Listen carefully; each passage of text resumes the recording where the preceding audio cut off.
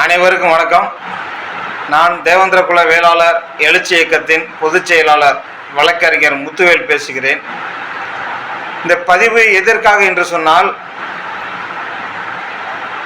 மக்களுக்காகவும் தன் சமூகத்துக்காகவும் போராடியதற்காக நயவஞ்சக தமிழக அரசால் தேசிய தடுப்பு காவலில் அடைக்கப்பட்டு இன்று வரை கடலூர் மத்திய சிறைச்சாலையில் தடுப்பு காவலில் மு. கண்ணபிரான் பாண்டியன் அவர்கள் இருந்து வருகிறார்.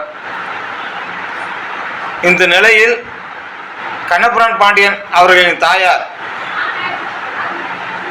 கடந்த 4/5/2025 அன்று மாலை இறந்ததை கேட்டு அனைவரும் வருத்தமும் அதிர்ச்சியும் அடைந்தோம். தன் தாய்க்கு தன் மகனாக இருந்து கடமைகளை செய்ய வேண்டும் என்பதற்காக கண்ணபிரான் பாண்டியன் அவர்களுக்கு 2 நாள் பிணை வழங்குகள் என்று மாவட்ட ஆட்சியர் அலுவலகத்தில் மனு தாக்கல் செய்கிறோம். மனுவினை பெற்றுக்கொண்ட அவர்கள் 1 நாள் மட்டும்தான் பிணை தர முடியும், 2 நாள் தர முடியாது என்று மறுத்து வருகிறார். நாங்கள் 2 நாள் கொடுக்கலாம் என்று ஜீவோ இருக்கிறது, அதனால் 2 நாள் கொடுங்கள் என்று கேட்டுக்கொண்டதற்கு அவர்கள் மறுத்துவிட்டு 1 நாள் மட்டும்தான் வரையில் கொடுக்க முடியும் என்று கூறிவிட்டார். மேற்படி காவல்துறையும் 2 நாள் பாதுகாப்பு கொடுங்கள் என்று கேட்டுக்கொண்டதற்கு அவர்களும் 1 நாள் மட்டும்தான் பாதுகாப்பு கொடுக்க முடியும் என்று மறுத்துவிட்டார்கள்.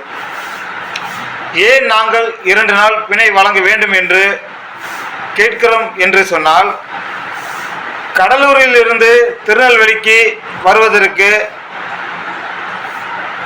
10 மணி நேரமாக ஆகிறது. மறுபடியும் திருநெல்வேலியிலிருந்து கடலூருக்கு செல்வதற்கு 10 மணி நேரம் ஆகுது.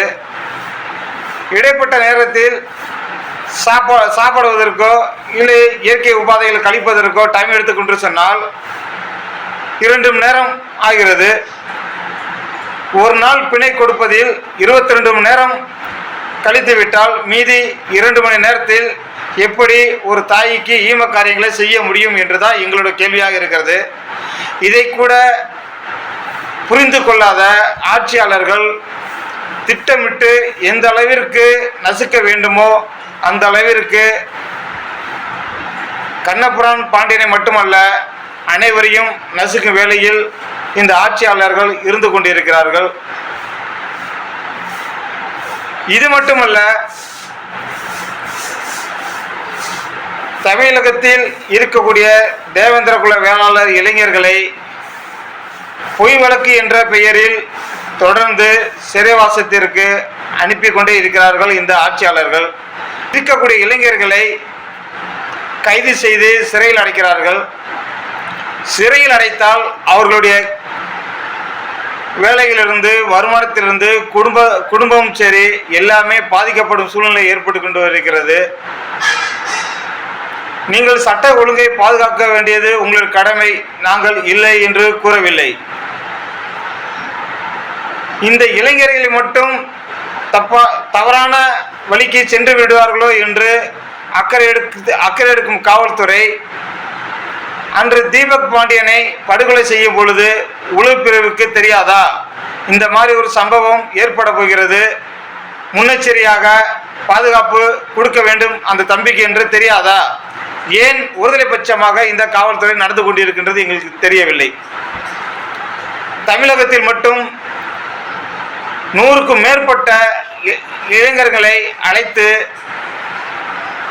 முன்னெச்சரிக்கையாக தடுப்பு காவலில் வைத்திருக்கிறார்கள் இந்த ஆட்சியாளர்கள்.